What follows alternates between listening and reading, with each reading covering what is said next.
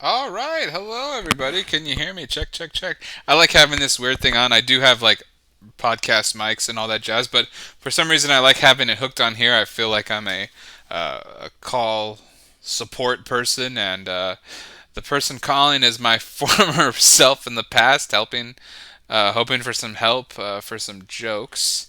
Welcome. You're listening to the Drawing Board with Sam J as your host and stand-up comedian. Gonna listen to some old sets. Today is a set from San Francisco when I traveled up there to do a show called Cheaper Than Therapy. It's the second time I did that show. It's a really small room, a small theater. There's only about six or so rows up, and maybe seven, maybe 10 chairs long. So it's very intimate. And the fun thing about this set for me is it's the second time I've performed here, but it's also a type of show where there's no microphone, and it's just the stand up in the center of the room with a stool, and it feels almost like I am performing, on a late night show where there's no mic, where you only have a lav. Like, I don't know what show has that, maybe Letterman or something.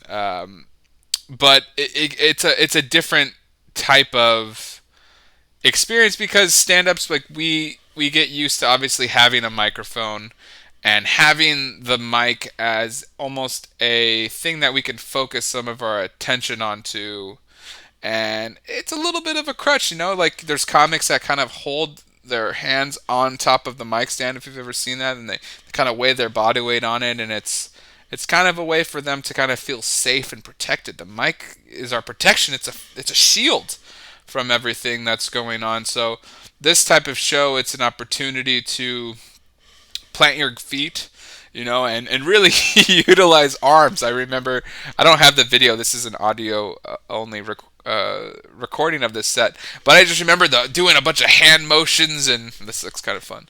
Remember, I was doing a bunch of hand motions on it, and I don't know. I felt more connected with the audience for whatever reason in the show. I guess because it's small, and intimate.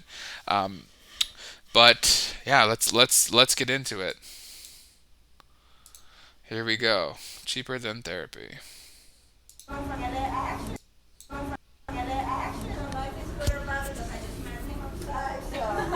Let's see how this goes. Let's be very loud for the amazing Sam G. Thank you. For those of you that couldn't hear the intro, she said, "I don't know who this person, if they're funny or not." Essentially, so it's always good. Most shows the host will come up to you and go, "Hey, if it's a good host, like, hey, what do you want me to bring you up to? What do you want to say?" Usually, it's a credit or a podcast that people listen to. Um, this one, I think I hit her up earlier in the day, so she didn't really know I was coming, or someone else had told me I was booked on the show, one of her co-hosts. So, anyways, I'm brought up with the host essentially saying, "Well, I don't know who this person is." Almost like, let's fucking see, and I don't know. Some people might not like that, but I had fun with it. The first time I did the show, she said the same intro, so like I said, she can't remember if I'm funny or not. What's up? I'm visiting from LA. I like San Francisco a lot. It's fun, fast, yeah. Doing it right, I think. LA's a terrible place. It's true. A little bit about me. I'm the most optimistic person when I go grocery shopping. I don't know if anybody else feels it, like that time. You're in the moment. You're just like, it's all up from here, Because you're like, I'm going to do healthy stuff. I'm going to get the arugula, the kale, the spinach. And then you got it all in your cart. And I like to peacock around the shop with all the healthy food and just see if I can, like, impress any ladies. Yeah, I'm going to eat all that. You want to eat some? She's like, no, it's just greens. No one eats that. But, like, we don't eat it, though. We buy all this food, healthy food. The thought of eating healthy is almost like a bigger reward than actually eating healthy, because like it just all goes bad in like the next day. You just like it's an option, but you just never eat the spinach. It just wilts. Like that's not maybe that funny, but it's true. Like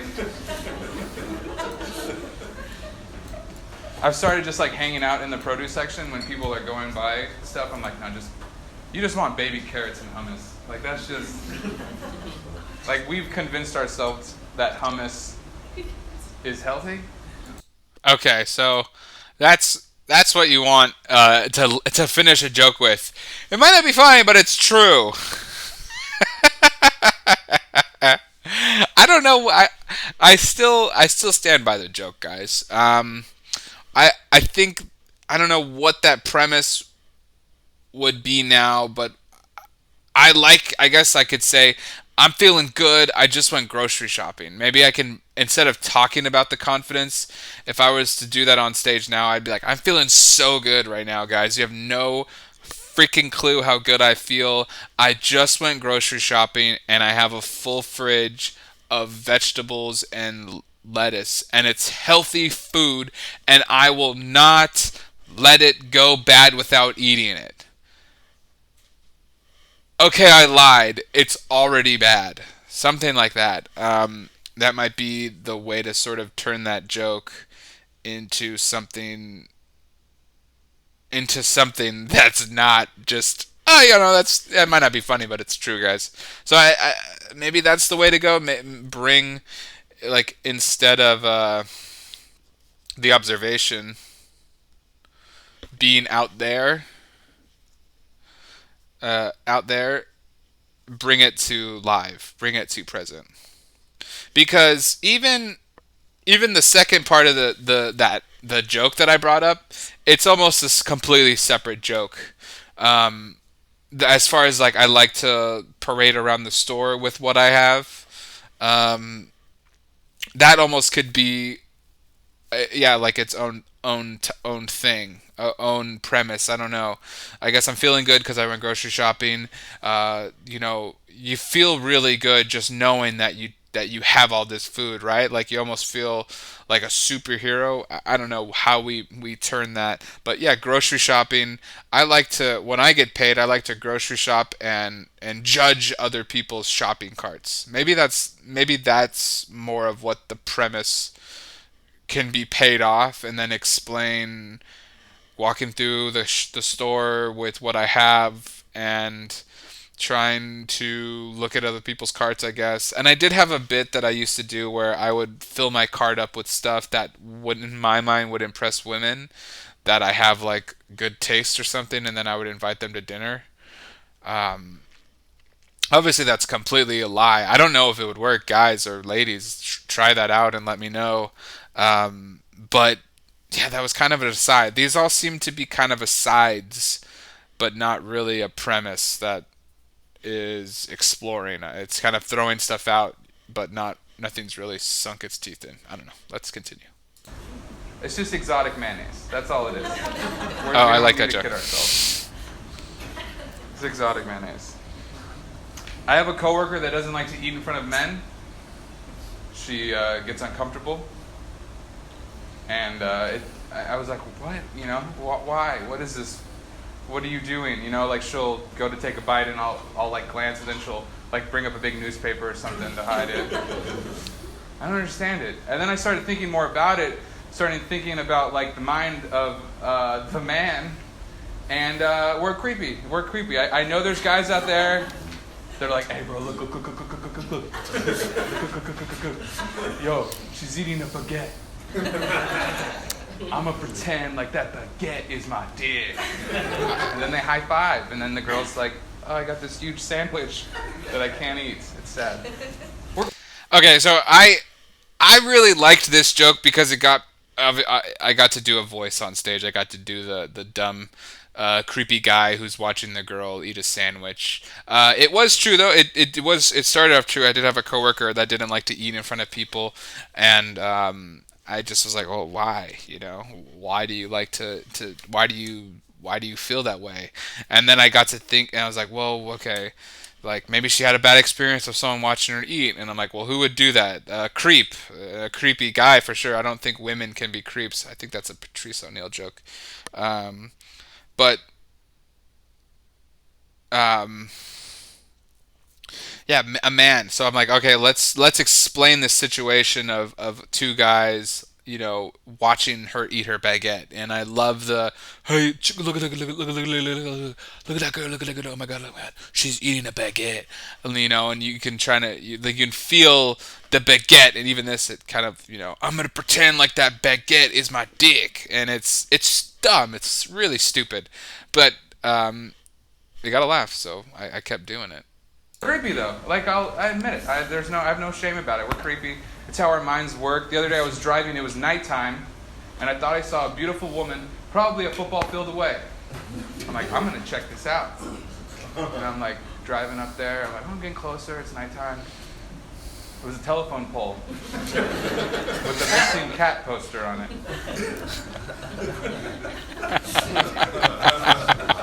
You see that slow? So we're dating now, and that I love that joke. I love doing that. I've never done that bit specifically about the men being creepy, or that I was driving at night and saw something that I thought was a beautiful woman. I've never done that joke by itself without the joke ahead of it. So not to say that wouldn't work without that context, but it definitely.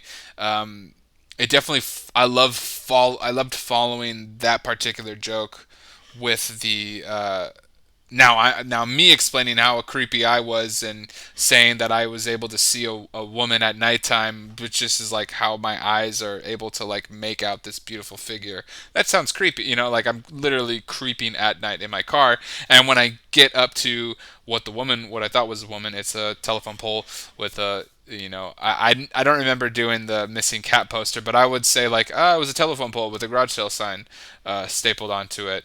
And we're dating now. Like I'm so creepy that didn't bother me from having a relationship with it, and we're dating. It's pretty good. It's kind of complicated. Her ex was a real stick in the mud, and figuratively, literally. I was worth that groan. I flew to LA just for that groan, or from LA for that groan. But so I just got out of a relationship. Thank you. So there's no transition there. That was like that dead air moment. I don't know what else I could say. It's a groan. I don't know how you keep like. I'd have to ask a comic that maybe does a lot of wordplay. Like how far can you take a groan? The stick in the mud line, literally, figuratively, okay. I don't know where else I would take it. It's kind of just leave it there, but because I was talking about men being creepy, and then I go into relationships, so it's like they've already. I don't know. That feels weird to me to present a set where I've just talked about men being creepy. I've talked about most optimistic person while I'm shopping. Then food. Food led me to the coworker eating, who not liking to eat in front of people. Why is that? That led me to maybe the situation that could have happened to her, and then it led me to me being creepy. And then after me being creepy, I just got out of a relationship, and it's like, well, yeah, because you're fucking creepy.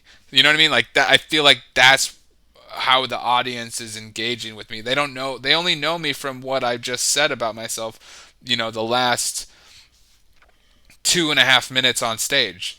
So I don't know if I would necessarily do all of that stuff and then have a relationship chunk at the end. Do you follow? Like that just doesn't seem. It doesn't seem like it'd be putting my best foot forward. But I don't know. Maybe this joke kills. I don't know what I said. Let's listen. That's what she at least is telling me to tell people.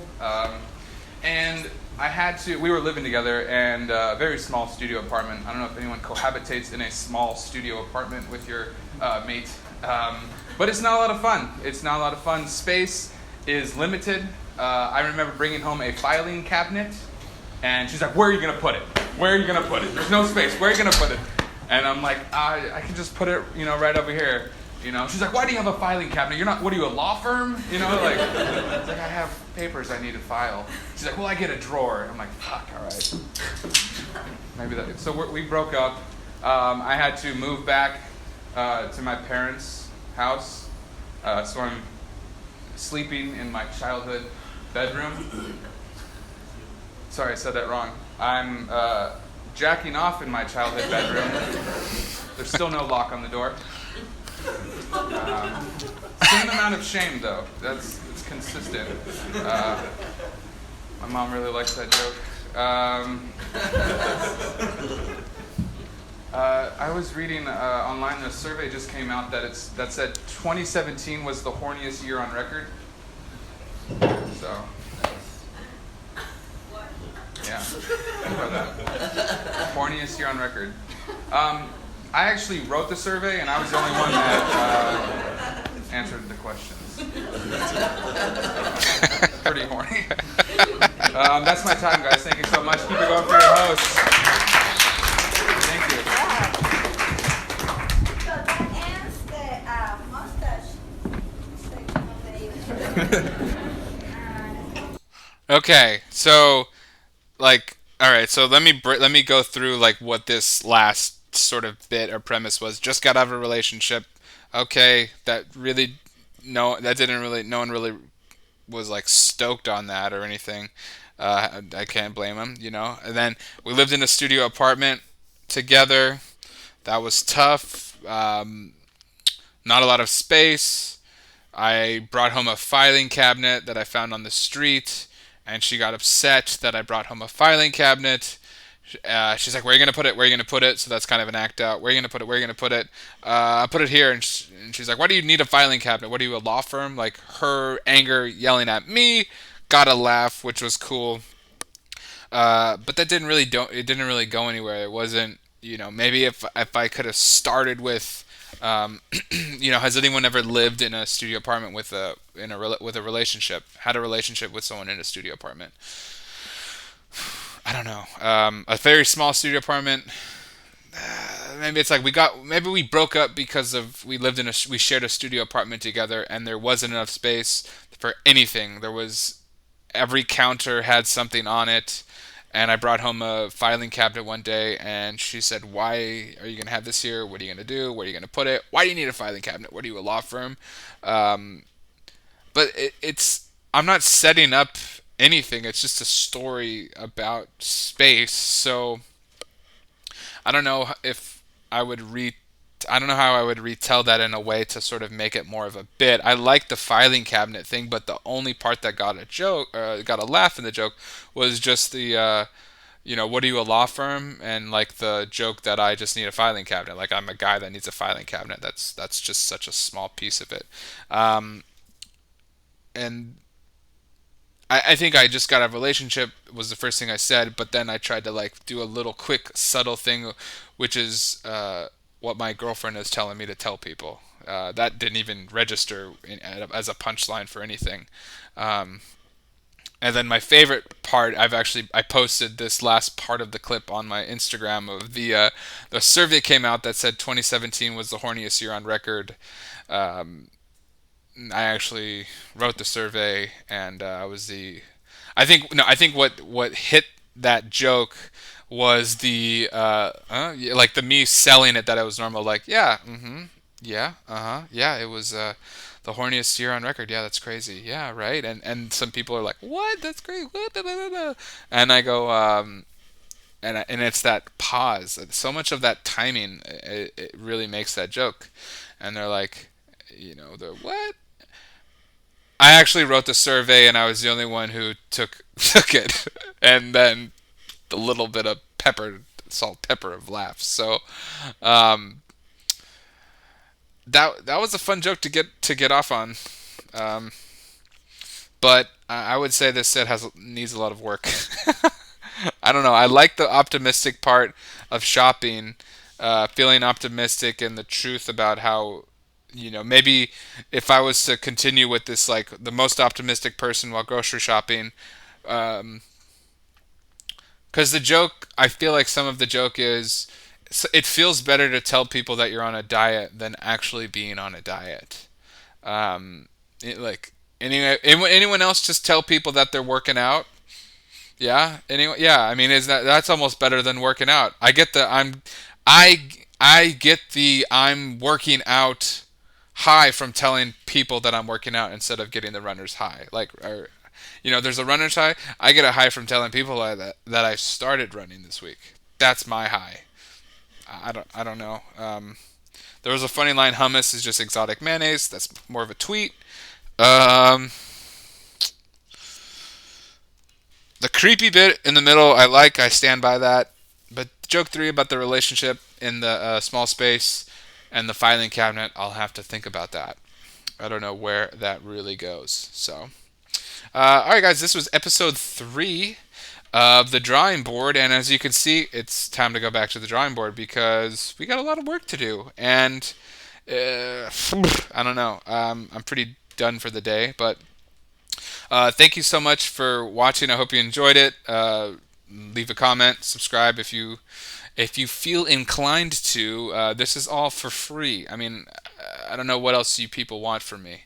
Uh, you know, I'm not a professional. I'm becoming a professional. I've been an aspiring comedy writer for a while, but this is the first time I've taken such a break from comedy because of the pandemic, and getting a chance to kind of re-immerse myself in by looking at old sets and being critical and actually doing this is what I should have been doing the entire time. I've had a weird experience, weird, like, I don't want to hear my voice or I don't want to see myself. It's weird, but this is how people get better. So I'm excited for you guys to come along the journey for when I eventually start performing again and putting some new clips with new material. Like, that's gonna be amazing. So uh, thank you guys so much, and we'll see you on the next one. Peace.